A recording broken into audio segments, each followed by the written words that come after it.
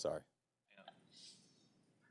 Kyle, do you set the schedule for what you're going to do in the preseason game? Is it going to be the first team offense going to get any snaps? Yeah. Some of them. We got a pretty good idea. I definitely want to see how these practices go these first 2 days. I'd like to get guys to play in this game, mainly because I don't want them to play in the second game. You know, going to scrimmage a team more into the scrimmage than the game. And then to have a chance to get them to play in a game 4 days after that versus Houston. When we get back Sunday morning will be tough, so that's why I don't want to play much in that game. So hopefully a little in 1, a little in 3, and then we'll have 17 days to get ready for week 1. That'd be Trey for sure then, at least.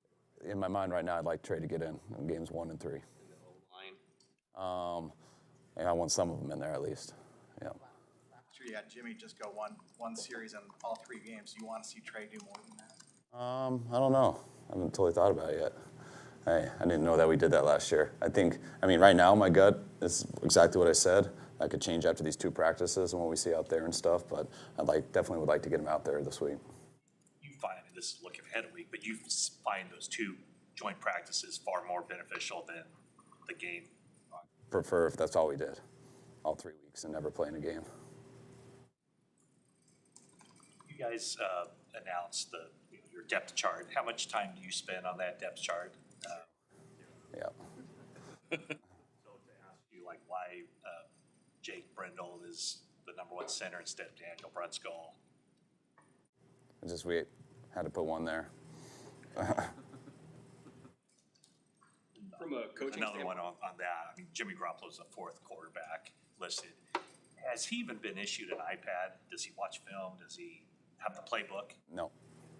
I'm sure he does at home. I mean, we haven't given new playbooks out this year yet.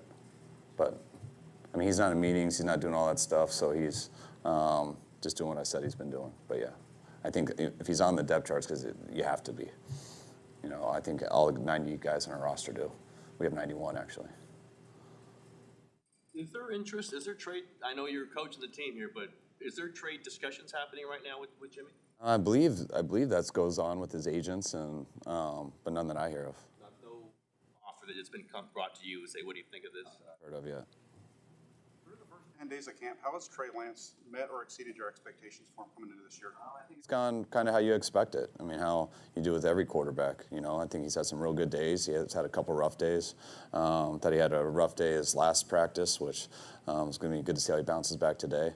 But I've been real pleased with Trey and real pleased with all 3 of them. When you say that last practice, what were it looked like there were some accuracy issues, but when you're reviewing that practice, what stuck out as far as, okay, there's some room for growth here? The turnover that he made to Fred and the turnover that Nate made backed up. Those were the 2 ones that bothered me the most. You're going to be off on some throws and stuff, but you can still win games when you're off on throws. So you can't win games when you turn the ball over, and it was mainly the turnovers. What kind of camp has Nate had in your estimation? I think Nate's had a good camp too. He's gotten better each day. I think these last 3 days have probably been his best days that he's put together. So hopefully he'll keep improving and trajectory keeps going up. You said the other day that if you ask the cornerbacks, they'll tell you that Juwan is the toughest guy to cover. Do you seek their input on those types of things, or is it just stuff that you kind of hear? Or how does that go from your? I mean, I kind of have I guess how I think they feel, and then sometimes you ask them, and some guys keep it more real than others. Some will say no one's hard to guard, and some you can have cool conversations with. So yeah, I don't put too much stock into it, but I also think that's always changing. I mean, that was early in camp. I think Juwan had the best OTAs. I think BA's pushing right now too, though. I mean, he's been real tough to cover out there. As far as center and right guard, obviously Brunskill's not taking snaps at right guard, but you saw him all last year there. How do you sort of balance what you see from Burford, given that there's not like a direct competition with Brunskill? Because we know exactly what Dan can do. I mean, I think Dan can actually be better with getting less reps, not getting as much wear and tear on his body. Dan knows how to play. He's figured out every position we've asked him to play since he's been here, and now he's trying to figure out center to see what the options are there. And also, Burford can't get enough reps. Banks can't get enough reps. When you haven't had guys who have played a lot, they need to be out there a ton, and that allows us to do that. I'm very glad that if it doesn't work out for one of those guys, it's not like, oh, man, Dan hasn't practiced there. Dan can hop in there right away. With Juwan, from where he started to where he is today, just really what have you seen from him, and how impressive has it been? I think Juwan's always had the ability. I mean, if you watch him in college and everything, but I think Juwan, this year really clicked on how to prepare his body and stuff. And I think he always came to camp a little bit not as prepared as he could be, which always made him a little bit of a late starter, which gave guys like Mo last year and stuff every opportunity to be ahead of him. But Juwan, by like week 4, week 5, you could see it in him, how in shape he was and just how good of a football player he is. But when he got in such good shape and was coming off the ball every play, he strung together a bunch of weeks to where he became one of our best receivers. And that's why he was so crucial in the last few games on third down and things like that. And this offseason, just like what it did with BA, they went into it and attacked it. Juwan was here more than anybody, and it led him to a great OTAs, and he's having a great camp too. How are Burford and Banks both progressing?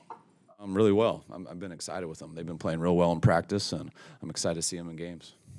McLeod been about what you expected when you got him, and might he be more of have an impact on offense than maybe people on the outside figured?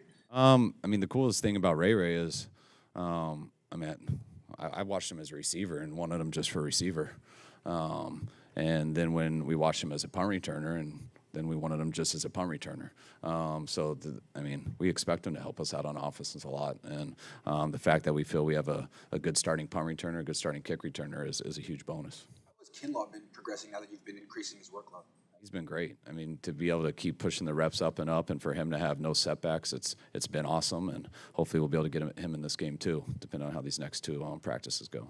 Talked about his kind of, I guess, his happiness that he finally is without pain.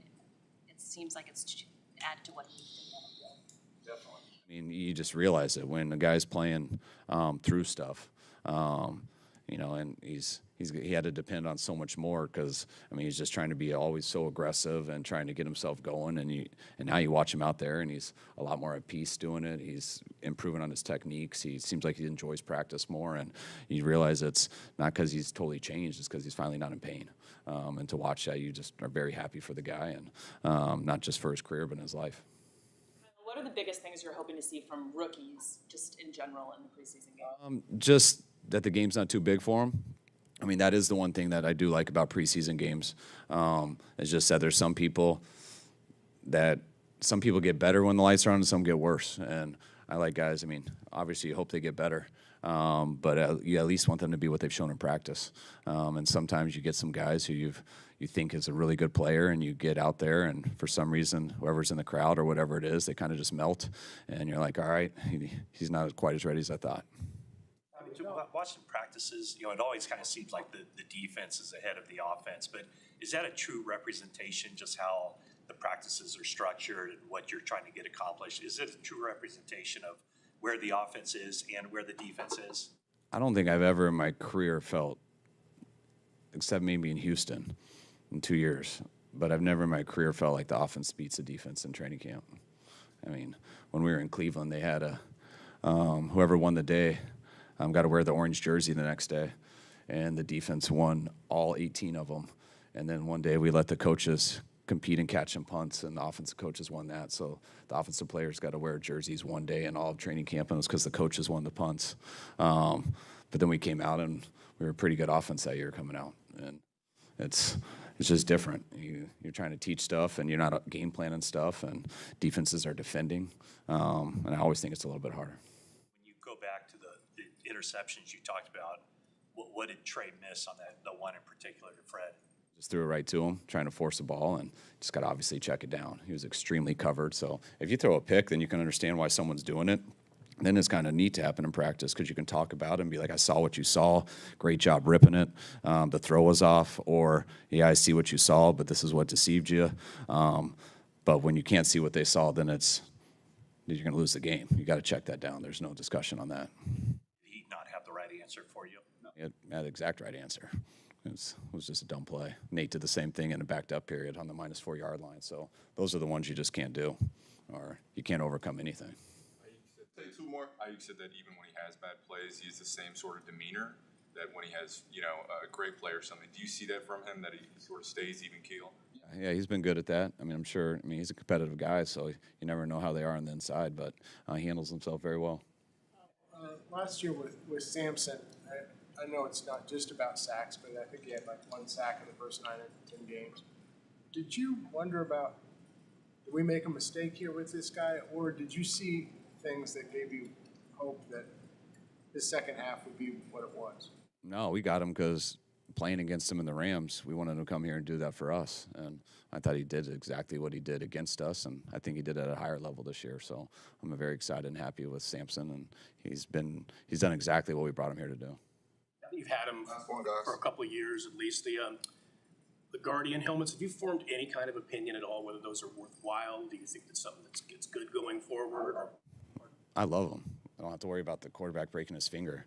Everyone's got pillows on the top of their helmet, and I spend every single meeting telling guys to rush really hard and be the strongest part of our team, but don't get close to the quarterback because people break fingers, and it's exhausting. And I still coach it, but it's so nice that we've hit their helmets a couple times, and it's nice when they have a pillow on top because you don't break your hands.